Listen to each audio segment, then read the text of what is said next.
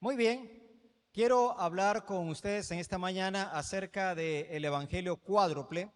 Y ustedes como hombres y mujeres, que al igual que yo somos miembros de la Alianza Cristiana y Misionera, saben lo que significa ese logotipo, ¿no es cierto? ¿Quién me puede decir rápidamente qué significa eso? ¿Qué significa eso? Ahí les tomamos prueba. ¿Alguien lo sabe? Si usted va a cualquier parte del mundo y encuentra en algún lugar una congregación donde aparezca justamente esto, usted sabe que esa congregación es parte de la fraternidad a nivel mundial que tenemos de la Alianza Cristiana y Misionera. Porque básicamente lo que usted ve allí simboliza que creemos en 4 verdades fundamentales de la Escritura. Creemos que Jesucristo salva, o Jesucristo nuestro Salvador. ¿Qué más? Jesucristo sana, que Jesucristo es nuestro santificador y que Jesucristo viene pronto, ¿no es cierto? El Rey que viene pronto. De eso quiero hablarle yo en esta mañana, de Cristo que viene otra vez. Diríamos que el Evangelio cuádruple es fundamento de lo que somos nosotros como Alianza Cristiana y Misionera. Y quiero en esta mañana enfatizar precisamente eso, una verdad que de tiempo en tiempo usted y yo necesitamos recordar, que Cristo Jesús ha prometido volver otra vez. Y la realidad de que Él viene otra vez no significa de que Él está ausente de su iglesia. Es un error teológico que muchos han creído, que eso de llamarle que Él viene otra vez significa que está ausente. La Biblia en el Evangelio de Juan nos habla de que Él a lo suyo vino y los suyos no le recibieron. Eso no significa que cuando Él volvió a su Padre en forma física, se ha ausentado de su creación.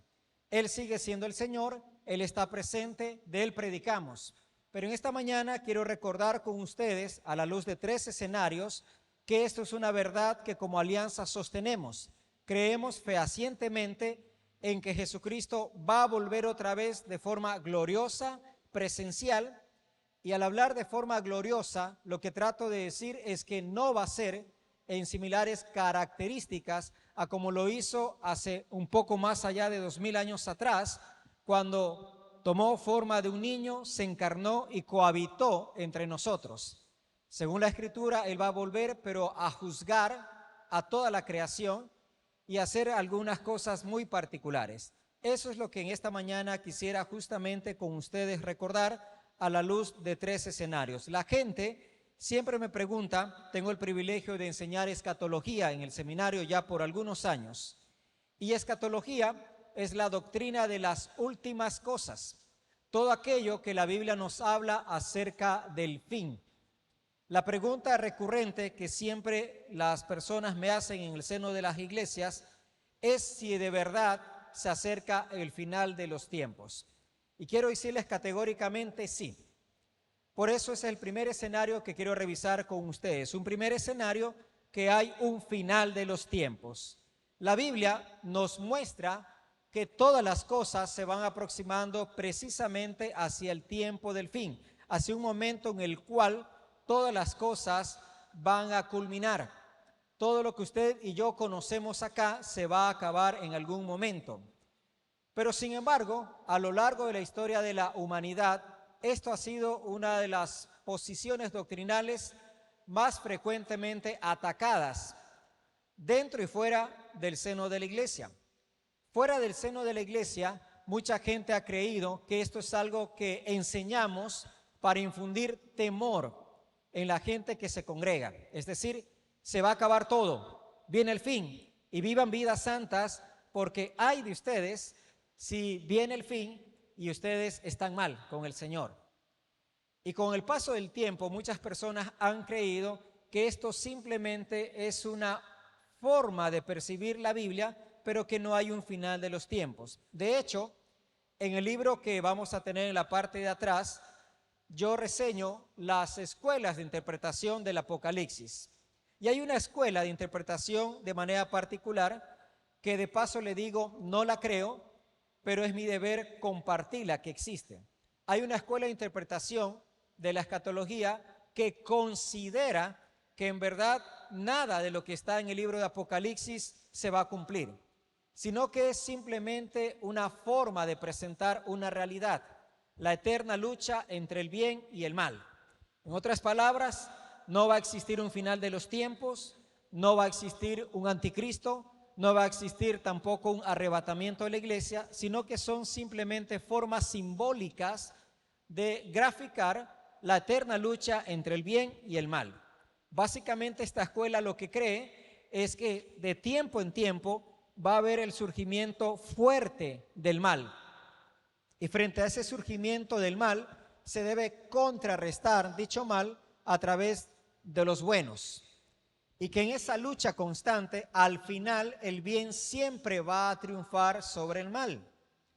Yo le decía a los asistentes el día viernes a la presentación del libro que lamentablemente ese pensamiento está muy presente en el ámbito secular. Estamos inundados de ese pensamiento. A veces se ha filtrado también en el seno de la iglesia. Por eso la pregunta que uno tiene que hacerse es, ¿realmente se aproxima el final de los tiempos? Mira al que está a su lado, por favor, mírelo, sonríale y dígale, ¿qué crees tú? ¿Se aproxima el final de los tiempos? ¿Se aproxima el final de los tiempos? Vayamos a la Escritura entonces para entender qué nos plantea la Biblia frente a eso. Yo quisiera que usted me acompañe rápidamente al libro de Isaías y vamos a leer lo que el texto bíblico allí nos está planteando para que usted pueda discriminarlo con calma conmigo. Vamos al libro de Isaías, usted lo tiene allí, Isaías el capítulo número 24, y vamos a hacer lectura lo que el texto bíblico nos plantea. Todo el capítulo tiene por título El juicio de Jehová sobre la tierra, el juicio de Dios sobre la tierra. Pero de manera particular, los versículos 19 hasta el 21 van a decir lo siguiente: será quebrantada del todo la tierra, enteramente desmenuzada será la tierra, en gran manera será la tierra conmovida. Temblará la tierra como un ebrio y será removida como una choza, y se agravará sobre ella su pecado y caerá y nunca más se levantará. Acontecerá en aquel día que Jehová castigará al ejército de los cielos en lo alto y a los reyes de la tierra sobre la tierra. En el contexto bíblico, este capítulo de Isaías está hablando de una realidad que en el mundo antiguo, para los israelitas, después para los judíos, era una verdad innegable. Ellos sabían y creían que un día Dios va a juzgar la tierra y todo lo que está allí. Es más, el texto bíblico nos habla que la tierra va a ser conmovida. Y para poder graficarlo, coloca la idea de que va a ser conmovida, así como un ebrio. ¿Cuántos de ustedes han visto a una persona ebria alguna vez? Ojo, no les estoy preguntando si ustedes han sido ebrios alguna vez.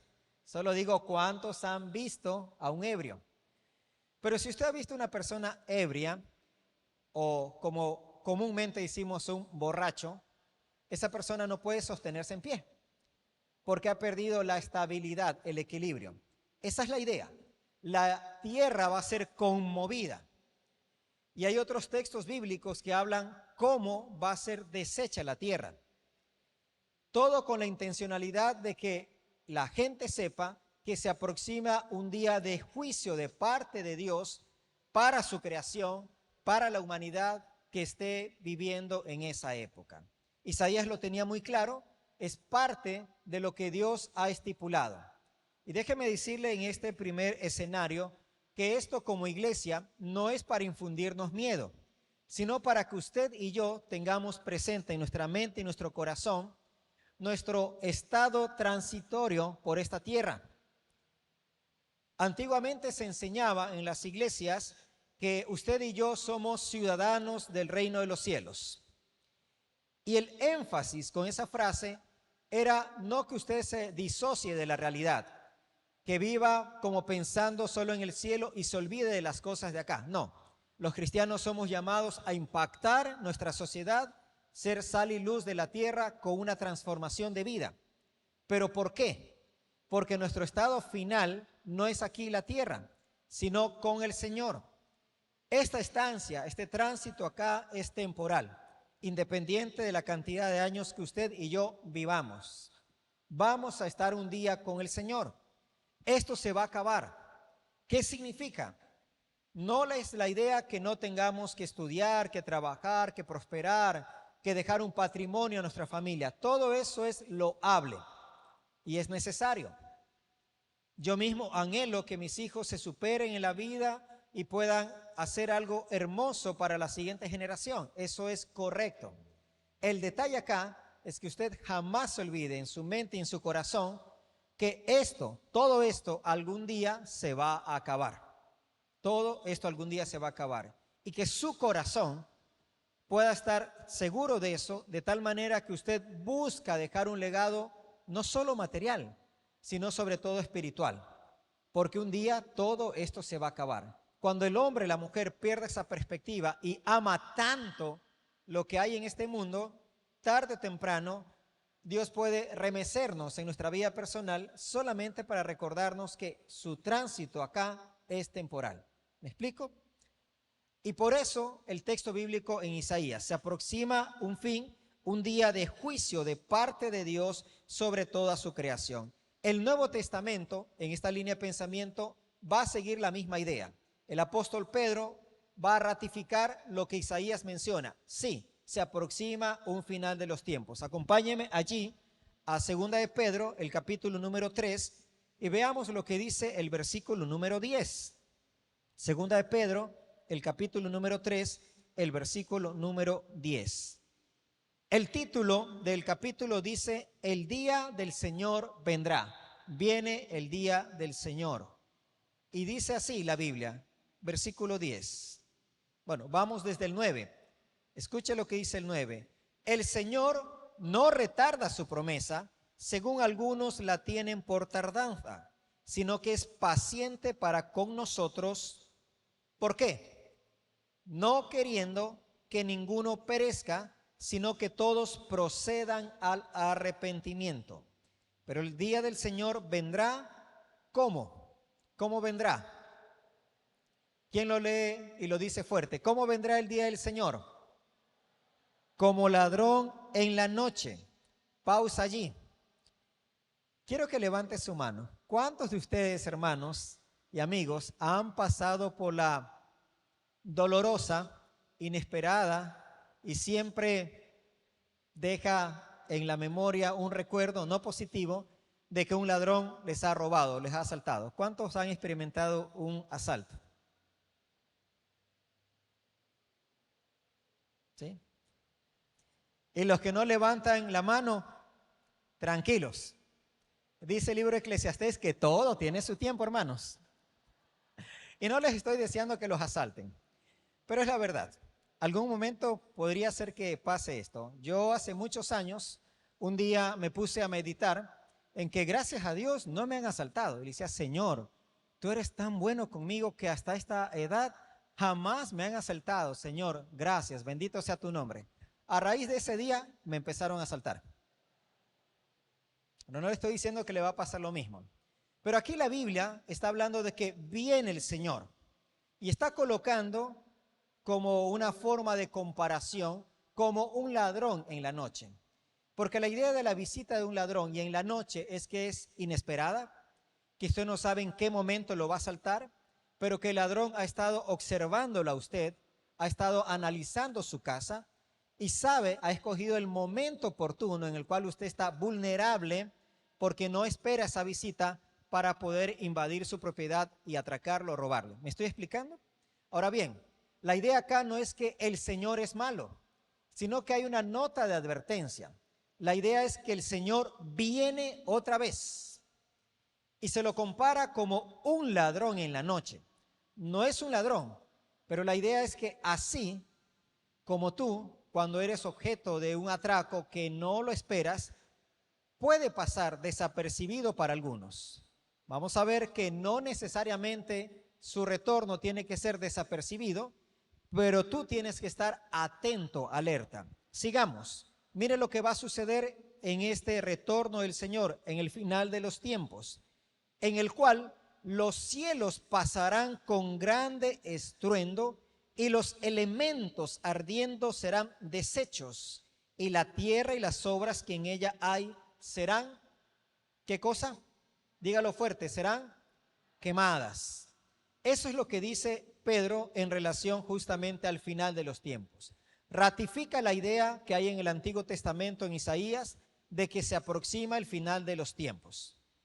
Y llega a añadir que todas las cosas van a ser deshechas, los elementos van a arder y las obras que en ella hay, todo lo que tenemos acá va a ser quemado. Si usted lo compara con el Antiguo Testamento, hay un nivel también de juicio sobre la tierra.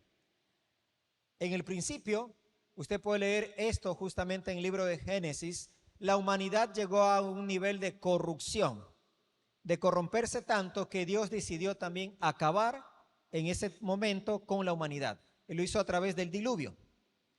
Ahora el final de los tiempos será a través de fuego, es lo que dice la Escritura.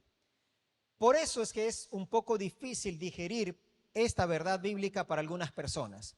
Como un Dios amoroso que ha creado todo acá para que nosotros podamos administrarlo y disfrutarlo, va a consumir todo lo que hay acá. Porque en su palabra Él ha establecido que un día toda la creación tendrá que rendirle cuentas.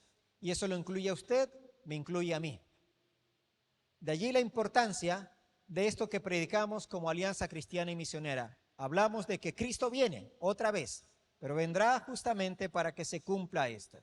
Primer escenario, el final de los tiempos. ¿Se acerca un final de los tiempos? Claro que sí. Segundo escenario que quiero analizarlo con ustedes es que sí hay señales establecidas que usted y yo tenemos que tomar en consideración. Y ahora sí, acompáñeme al libro de Mateo. Vamos a analizar el capítulo número 24, un texto bíblico necesario que usted y yo podamos tenerlo presente. Todo el capítulo 24 habla de señales antes del fin, es decir, señales antes de este momento en el cual la tierra, todo va a ser destruido y se va a consumir. Antes que llegue ese momento, que es como un ladrón en la noche, el Señor sí da advertencias que usted y yo tenemos que tener presentes. Y vamos a revisarlas rápidamente. A mí me gusta clasificar esto como en señales que usted debe verlas de manera constante, es decir, son señales que siempre van a estar presentes a lo largo de la historia de la humanidad. Y hay otras señales que serán específicas en un momento dado y que usted también debe tenerlas presentes, que la Biblia nos advierte sobre eso. Vamos primero con esas señales que son recurrentes a lo largo de la historia de la humanidad. Leamos el texto bíblico. Mateo capítulo 24. Y estando él sentado en el monte de los olivos, versículo 3, los discípulos se le acercaron aparte diciendo: dinos, ¿cuándo serán estas cosas y qué señal habrá de tu venida y del fin del siglo? Note la pregunta. Dinos, Señor, ¿cuándo va a suceder esto? Y lo que todos los seres humanos queremos saber, ¿cuándo va a pasar para estar precavidos? Quiero ponerles un ejemplo, hermanos, de que esto es parte de nuestra naturaleza. No sé cuántos de ustedes vivieron la experiencia hace un par de décadas atrás del feriado bancario. ¿Algunos se acuerdan de eso? ¿Sí? ¿Se acuerdan de eso? Si se acuerdan de eso, eso ya es una señal de la edad que usted tiene, ¿no es cierto? Porque se acuerda de eso. ¿Cuántos no se acuerdan de eso? ¿Cuántos no se acuerdan? Los más jóvenes les contaron nomás qué pasó. El hermano no se acuerda. Pero muy bien. Imagínese esto, que si usted tiene un amigo que trabaja en la superintendencia de bancos, ¿no es cierto? Y le llama y le dice, ¿sabes qué? Hoy le llama y le dice, mañana el presidente va a declarar un feriado bancario. ¿Qué haría usted? ¿Qué haría usted? ¿Qué haría? ¿Qué haría usted? Va y saca la plata, lo máximo que pueda, ¿no es cierto? Si usted puede transferirla inmediatamente a una cuenta fuera del país, lo va a hacer. Y lo que sucedería es que usted le llamaría a sus vecinos, sus amigos, le dicen, mira hermano, esto solo te lo digo a ti. Pero hermano, de una fuente fidedigna me han dicho que mañana va a pasar esto del gobierno. Así que ñaño, pilas. Y el otro dice, gracias hermano, te agradezco. Y él transfiere su plata y ¿qué creen que hace? ¿Qué creen que hace? Él coge su teléfono y llama también a un buen amigo, a un buen familiar y le dice, hermano, esto solo te lo digo a ti, pero de una fuente fidedigna me pasaron el dato que mañana se viene esta crisis en el país. Así que, hermano, saca tu plata del banco, pero ya. Él dice, gracias, ñaño, gracias, varón. ¿Y qué hace esa persona? Saca su plata del banco y ¿qué hace también? Le llama también a otro, ¿no es cierto? En una hora, hermanos, ya se nos hizo un caos en el país. Esa es la realidad. ¿Sí? Y si al otro día no pasa eso. Ahora, no estoy diciendo que quiero que pase. Lo que estoy tratando de transmitirle es que está muy presente en la naturaleza del ser humano el querer saber con exactitud cosas. ¿Sabe por qué? Porque así nosotros nos preparamos. Y vamos a ver que el Señor conoce el corazón, pero que Él también, como conoce nuestro corazón, pide de nosotros un nivel de fe, porque hay cosas que nos dice y hay otras cosas que las deja precisamente en su reserva de conocimiento. Y basta lo que nos ha revelado para que usted un acto de fe viva con la certidumbre de que esto viene. Como no viene tan pronto, es que nosotros empezamos a relajarnos y empezamos a vivir como nos da la gana, porque creemos que el Señor demora su venida, como lo dice el apóstol Pedro. Esto estaba presente en los discípulos, por eso le dicen, dinos Señor, ¿cuándo va a ser? Porque si el Señor les dice, miren, esto va a ser en 30 años, ok, a vivir santitos por 30 años para que no nos pase a nosotros. ¿Me explico? Ojo con aquello. ¿Cuál es la respuesta del Señor Jesús? Respondiendo Jesús les dijo, mirad que nadie os engañe. Y aquí empiezan estas señales frecuentes y recurrentes a lo largo de la historia de la humanidad. Va a decir, porque vendrán muchos en mi nombre diciendo, yo soy el Cristo, y a muchos se engañarán. Una primera señal frecuente a lo largo de la historia de la humanidad y del cristianismo es que ha habido, hay y habrán falsos cristos. Falsos cristos. Y no me estoy refiriendo a una persona que con un problema mental, neurótico, se cree Cristo, no, sino a gente que dicen, yo soy Cristo, yo soy el Mesías, yo soy Jesucristo. No sé cuántos se acuerdan, pero hace muchos años, yo era un niño y llegó un Cristo español aquí al Ecuador. No sé si usted se acuerda. Llegó a Guayaquil, llegó aquí a Puerto Viejo también. Yo me recuerdo que llegó en Cherokee, un carro grande, en Cherokee, ¿sí? Otra vez, si usted se acuerda de eso, ya saben, ¿no es cierto? Llegó un Cristo. Y recuerdo los canales de televisión que lo entrevistaban, ¿no? Y alguien le decía, Cristo, Cristo, sáname, mi hija está así. Y la respuesta de este perverso fue, no lo puedo hacer, porque si lo hago contigo, el de allá también va a pedir y el de allá también, y no hay para todos milagro. Ahora, usted lee los evangelios y dígame, ¿cuándo el Señor Jesucristo dijo, solo voy a hacer un milagrito este día porque ya se me acaba el poder? Y todo el mundo después me pide y me agoto. ¿Cuándo? Jamás. Falsos cristos. ¿Sabe qué es lo triste? Que la Biblia lo dice, pero nosotros nos olvidamos que esa es una advertencia del Señor. Cada vez que se levanta un falso Cristo, es una señal recurrente que Él nos está recordando, yo vengo. Pero antes que yo venga, se van a levantar falsos cristos. ¿Me estoy explicando? Hace unos años, Jesús de Miranda, un falso Cristo, se tatuaba el 666 y a sus seguidores también los tatuaba. Y él decía, yo soy Cristo, ya el Cristo que vino a la tierra.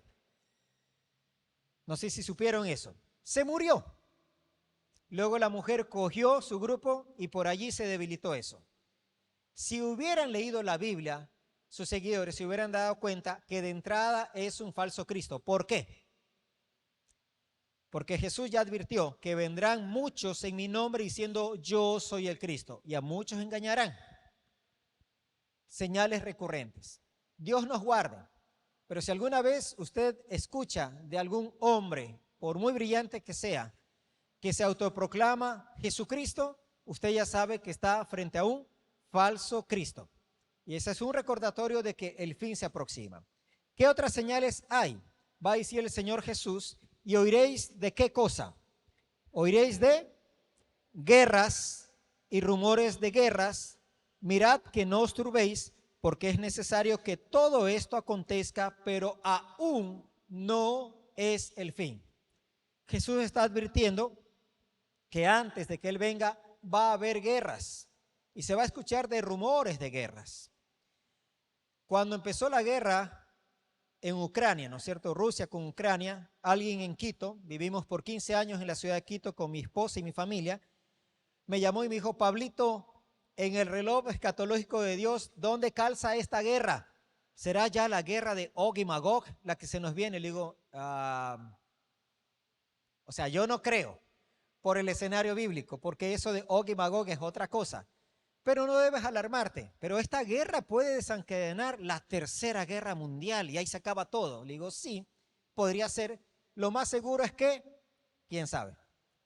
Y le digo a mis alumnos siempre eso. Hay este escenario, este de acá. Lo más seguro es que quién sabe. Pero yo lo que creo es que es guerra y rumores de guerra. ¿Debe usted asustarse? Sí, en el sentido de Dios mío, guárdanos. Pero no debe usted llenarse de pánico, porque siempre ha habido y siempre va a haber guerras y rumores de guerras. Siempre. Y cada vez que eso suceda en la humanidad, es un recordatorio constante del Señor que yo vengo. Yo vengo. ¿Cuándo? Todavía no, pero tú debes estar atento porque te estoy recordando que todo esto es verdad. Yo vengo otra vez por mi iglesia. Amén. ¿Cuántos lo creen? Mire que otra señal aparece acá, porque se levantará nación contra nación y reino contra reino, y habrá pestes y hambres y terremotos en diferentes lugares. Todas estas cosas siguen sucediendo, siguen pasando de manera constante. Usted y yo, que estamos acá, sobrevivimos a la pandemia del COVID-19, ¿no es cierto? ¿Sí? Usted es un sobreviviente, por la gracia del Señor. Con honestidad, ¿cuántos de ustedes creyeron que se acababa el mundo? Que ya era el final. ¿Quién de ustedes creía eso? ¿O todos no lo creyeron? ¿Quién de ustedes se asustó con la pandemia? Levante su mano. Se asustaron. Se asustaron. ¿Creyeron que era el fin? No. ¿Por qué? Porque si usted lee la Biblia, hermanos, todo esto son señales previas al fin, pero no es el fin, no es el fin. De hecho, no se asuste, pero los científicos nos dicen que la humanidad tiene que prepararse, porque posiblemente en los próximos años veamos pandemias peores, ¿sí? Es la verdad. Ahora, ¿esto debe asustarnos? No. Si usted está con Cristo Jesús en su corazón, usted debe estar tranquilo. Cuídese, tenga las precauciones del caso, pero su corazón debe estar confiado en Cristo Jesús. Asimismo, alguien me decía, Pablo, ¿esto ya a qué trompeta del Apocalipsis corresponde? Y yo le decía, eso depende de qué escuela de interpretación tú crees. Pero si crees lo que creemos como alianza, no debes tener temor, porque hay un evento que ya le voy a explicar que no ha sucedido todavía. Al menos yo no lo he visto. Usted no debe tener temor de ninguna de estas cosas. Son señales antes del fin, señales recurrentes a lo largo de la historia de la humanidad y del cristianismo y que seguirán pasando. Estas son ese tipo de señales, pero hay también señales que ya son específicas al momento del retorno del Señor, del fin. Quiero hablar brevemente de una señal que es importantísima y quiero que me acompañe allí mismo en el Nuevo Testamento a 1 Tesalonicenses.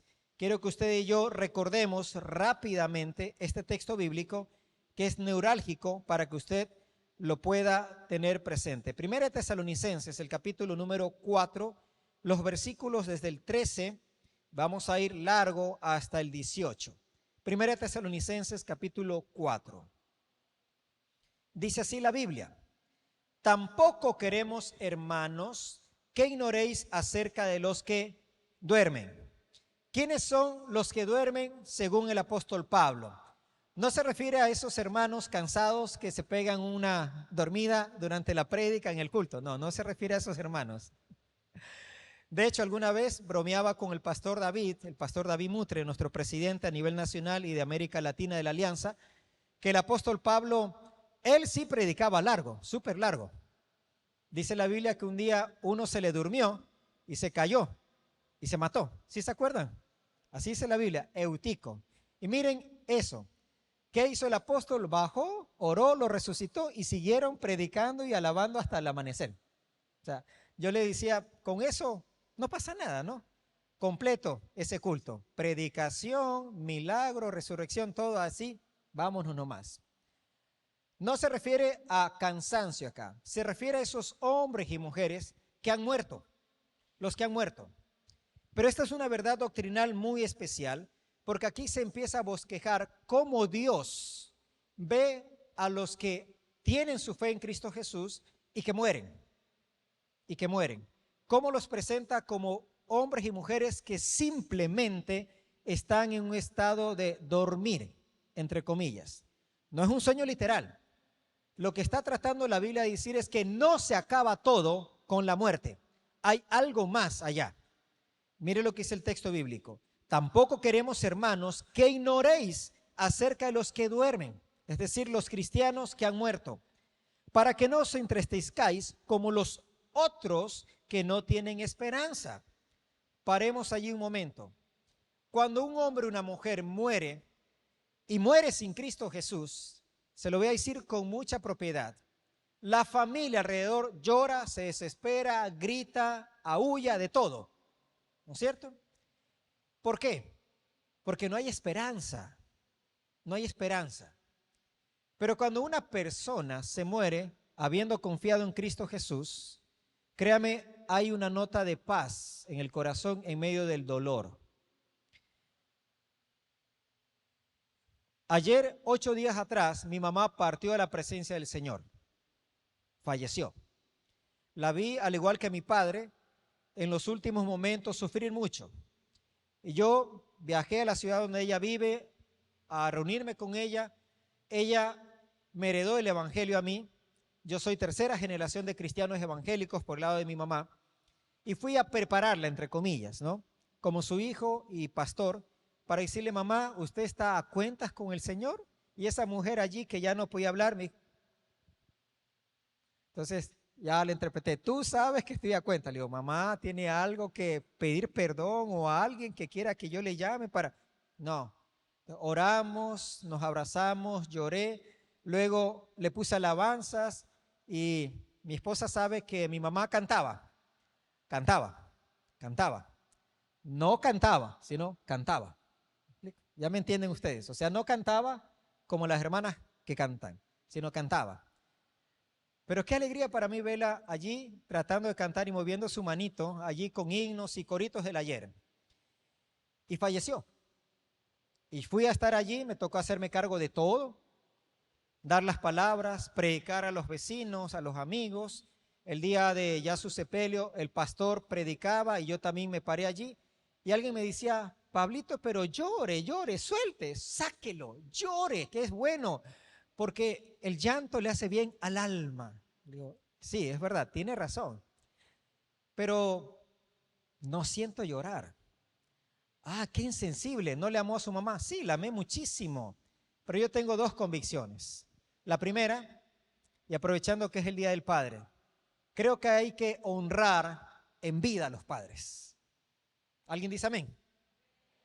Así que hijos, si tienen a su padre, su madre vivos aún, hónrelos ahora que están vivos. Y honra para mí es respeto, es tratarlos bien, es cuidarlos, es amarlos y hacer algo con su vida del cual sus padres se sientan orgullosos, decir, ese es mi hijo.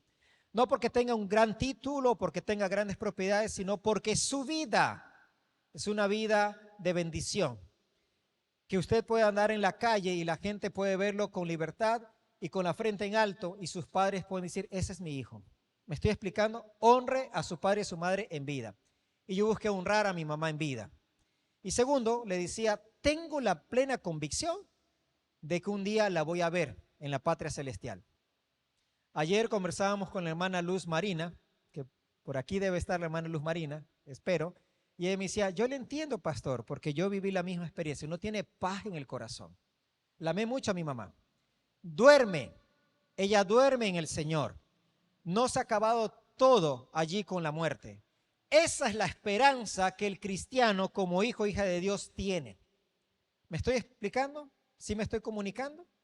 Por eso cuando usted parte a la presencia del Señor, sí, nos duele, lloramos, pero cantamos en medio de la aflicción con gozo. Por eso esas canciones, ¿se acuerdan? Más allá del sol. Yo tengo un hogar, hogar, bello hogar, más allá del sol.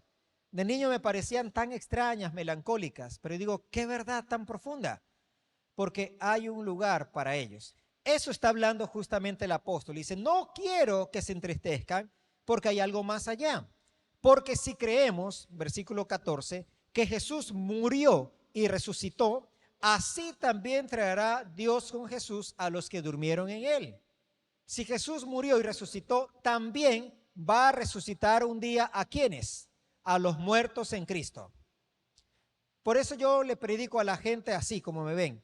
Tienes que tener un encuentro con Jesucristo. La gente cree que todo se acaba aquí en la vida. Hay muchos allá afuera que creen esta filosofía, ¿no? Chuya vida, vive la vida a plenitud porque mañana ya no hay más vida, se acabó todo allí, ¿no es cierto? Nos lo cantan, nos lo dicen, pero no, hermanos queridos, más allá de esta vida hay algo más. Y un día el Señor va a juzgar. Por eso si tú estás aquí y no has aceptado a Cristo Jesús, mi oración interna es que hoy salgas de aquí con Cristo Jesús en el corazón. No te estoy deseando mal de que te mueras, pero si hoy fuera el día de tu partida y no tienes a Cristo Jesús, no hay esta esperanza en el corazón, ni para ti ni para tus familiares. ¿Qué viene a continuación? La señal específica de su segunda venida, por lo cual os decimos esto en palabra del Señor, que nosotros que vivimos, es decir, la gente, los creyentes que estén vivos en ese momento, que habremos quedado hasta la venida del Señor, no precederemos a los que durmieron. Es decir, no seremos antes que los que ya han fallecido. Porque el Señor mismo, escuche, con voz de mando, con voz de arcángel, con trompeta de Dios, descenderá del cielo y los muertos en Cristo resucitarán primero.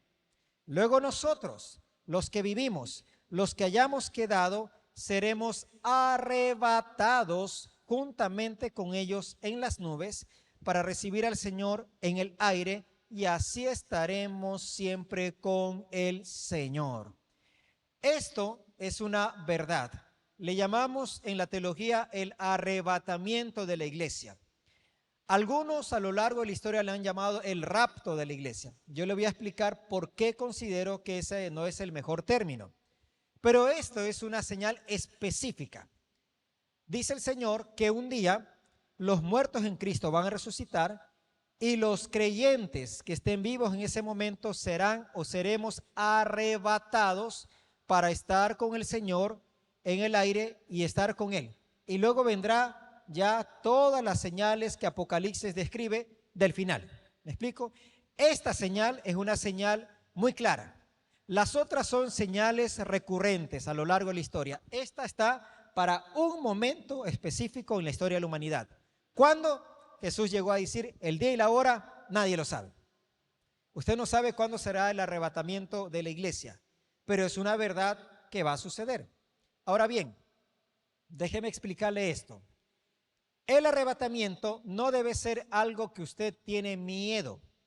Por eso creo yo que la mejor forma de referirse es lo que el texto bíblico dice, arrebatamiento, no rapto.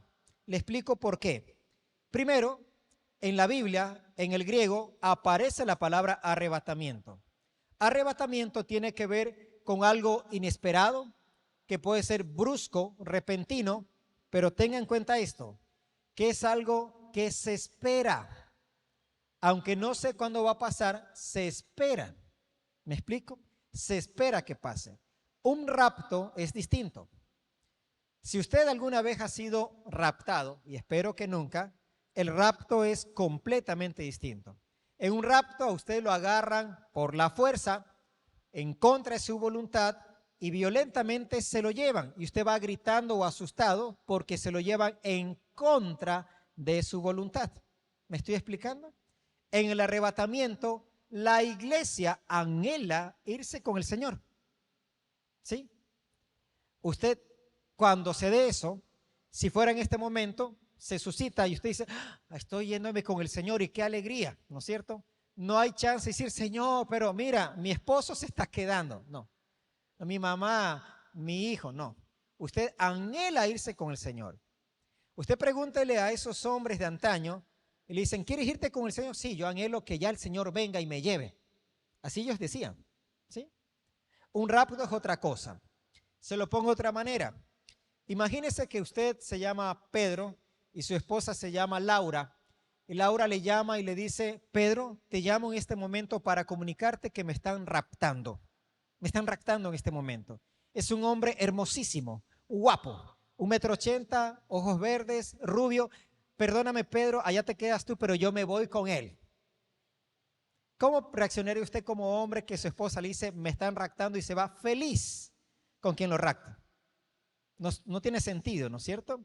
Pero en el arrebatamiento de la iglesia sí, porque nos vamos con el Señor. Usted anhela irse con el Señor. ¿Me estoy explicando?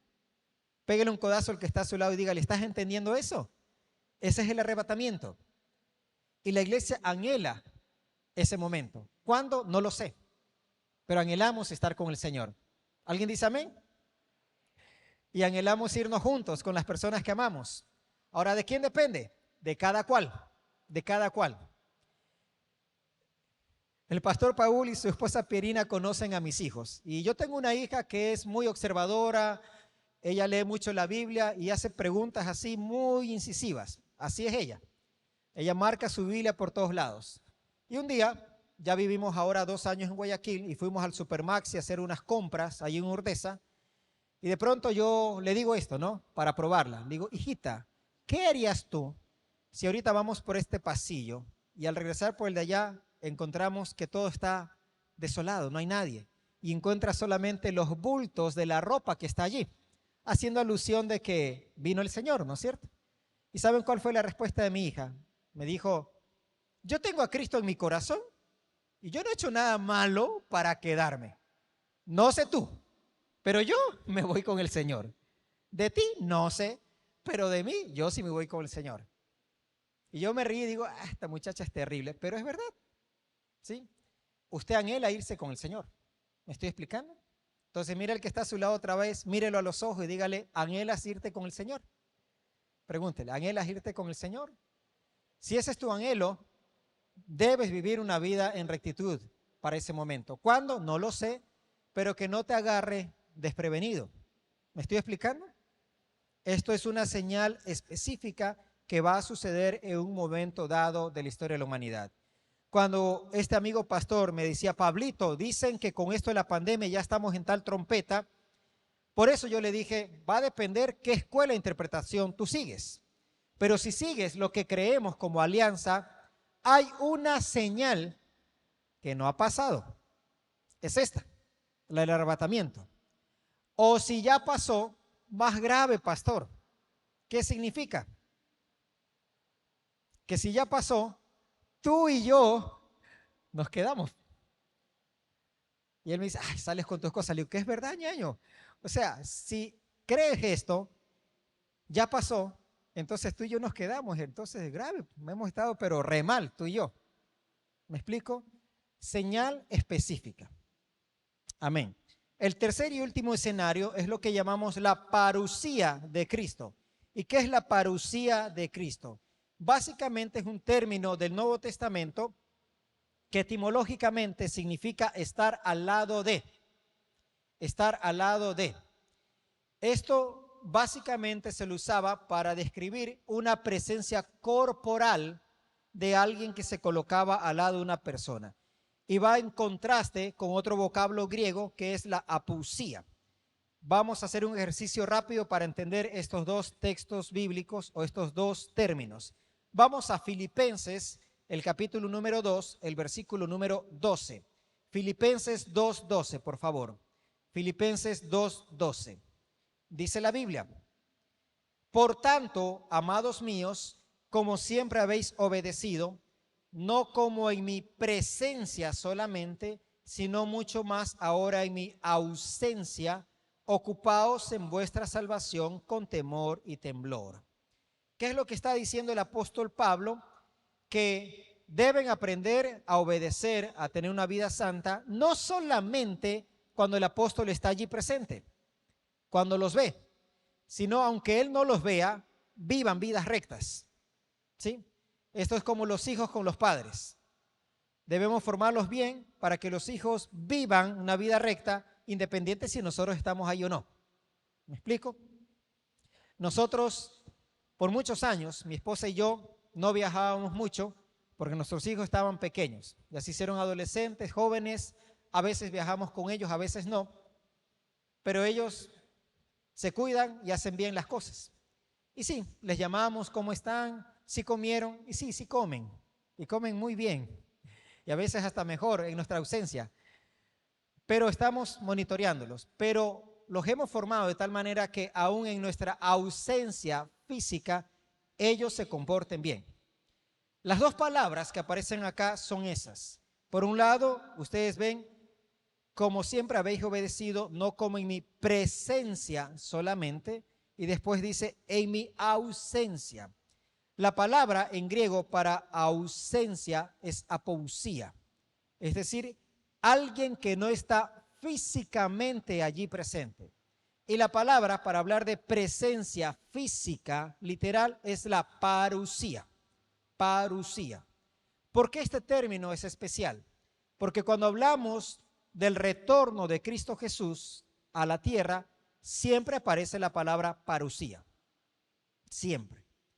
¿Eso qué significa? Que Jesucristo vuelve y vuelve físicamente, de forma literal. No es espiritual. Es un error teológico creer que el Señor viene por segunda vez de forma espiritual entre nosotros. No, Él está así siempre entre nosotros. Pero su segunda venida, su retorno es corporal a esta tierra. De tal manera que la Biblia llega a decir que todo ojo le verá. ¿Me estoy comunicando? Esto es verdad y es importante que usted lo tenga presente como un tercer y último escenario. Porque siempre que aparece esta palabra para designar la venida de Cristo, habla de que Él viene y viene en forma física, corporal. ¿Sí? Esto es muy relevante.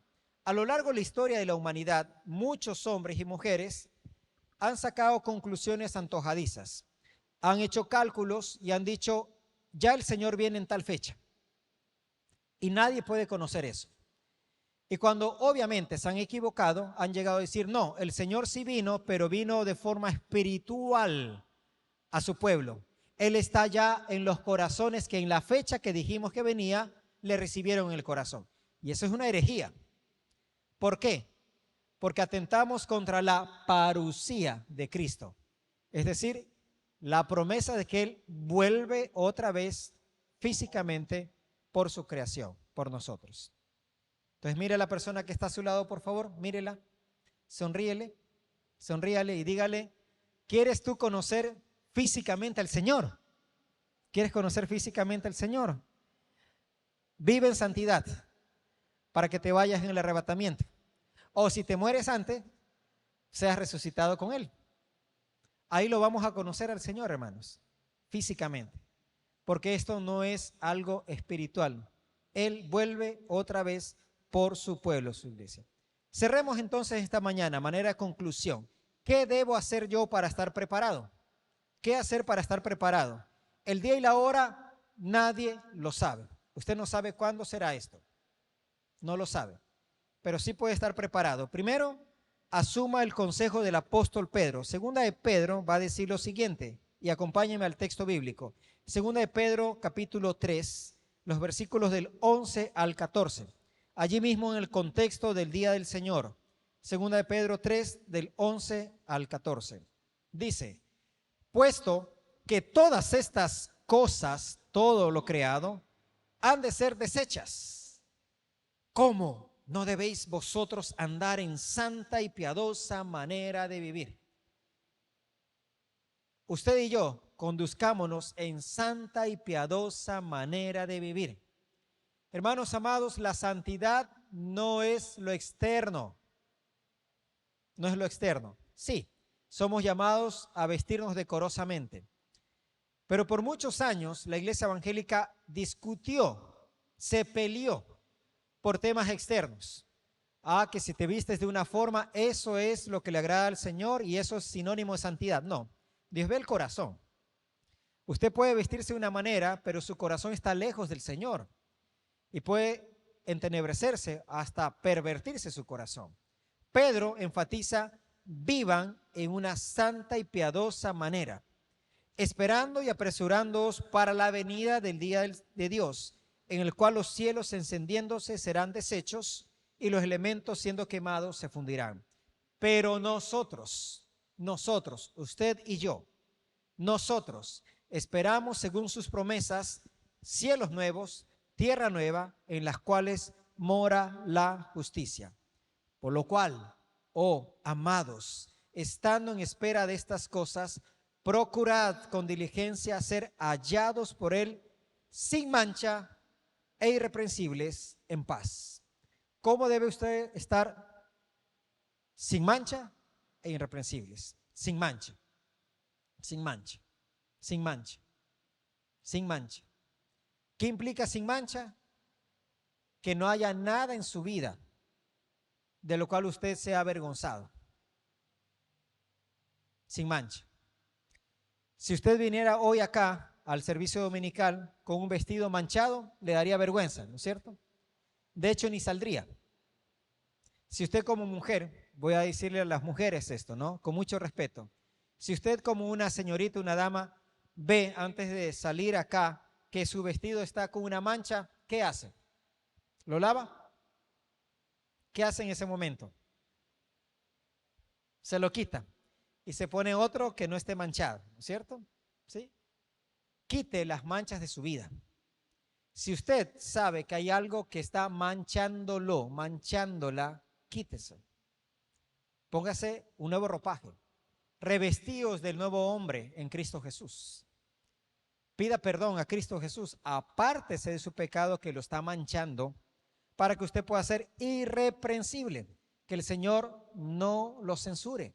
¿Me estoy explicando? Quítese esa mancha. Llegue ante el altar de Cristo Jesús y santifíquese. Segundo elemento, tener la seguridad de que Cristo Jesús habita en su corazón. Dos formas como debe estar usted preparado. Asuma el consejo del apóstol Pedro, viva en santidad y tenga la certidumbre de la salvación en Cristo Jesús. Si usted está aquí y usted no ha aceptado a Cristo Jesús, hágalo. Voy a decir esto con mucho respeto. El hecho de nacer en un hogar cristiano no garantiza que usted sea cristiano. Lo que sí le transmite es una costumbre muy buena, de principios, de valores. Se lo digo por experiencia. Pero cada uno debe tener su momento de encuentro personal con Cristo Jesús. De entenderse que es pecador, que está manchado y decirle: Jesús, te acepto en mi corazón como Señor y Salvador. Si usted está aquí porque lo traen, porque su papá y mamá lo traen, pero usted no ha aceptado a Cristo Jesús, déjeme decirle que debe preocuparse. Porque si Dios lo llama hoy a su presencia, usted no tiene la certidumbre de la salvación. Tiene que aceptar a Cristo Jesús en su corazón. ¿Sí? Si usted viene porque lo traen, o usted viene acá porque alguien de aquí le interesa, pero usted no tiene a Cristo Jesús en su corazón, déjeme decirle, hoy no salga sin haberle dicho: Cristo, te recibo en mi corazón. No por miedo, sino porque solo esto es lo que nos da seguridad frente al inminente final de los tiempos. ¿Me estoy explicando? Espero que sí. Cerremos entonces con una aplicación final que creo que es fundamental decirla en voz alta. La pregunta gravitante va a ser: ¿estás tú preparado para la inminente segunda venida del Señor Jesucristo a la tierra? ¿Estás preparado? Si tu respuesta es un rotundo sí, amén, que así sea. Y si tu fuero interno tú dices: no, siento que no, porque eres un cristiano, pero andas medio torcido, medio chueco por allí con alguna mancha, Hoy es el día de ponerte a cuentas con el Señor, porque el día y la hora nadie lo sabe. Y si no tienes la seguridad de la salvación, hoy acepta a Cristo Jesús en tu corazón.